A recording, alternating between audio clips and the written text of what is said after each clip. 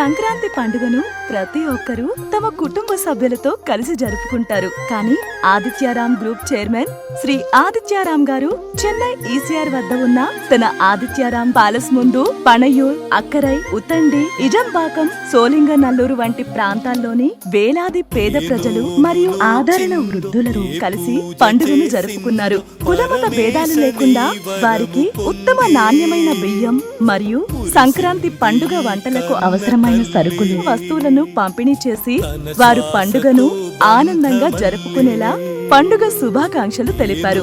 శ్రీ ఆదిత్యారాం గారు అందించిన పండుగ కానుకలను స్వీకరించిన ప్రజలు ప్రతి పండుగలో మాకు శ్రీ ఆదిత్యారాం గారు అందించే ఈ సహాయం మా జీవితాలకు ఎంతో ముఖ్యమైనది, ఇది మాకు ఆర్థికంగా చాలా తోడ్పాటుగా ఉంది అని సంతోషంతో తెలియజేశారు. వారు తమ కృతజ్ఞతలు తెలియజేస్తూ ఆయనకు ధన్యవాదాలు చెప్పారు.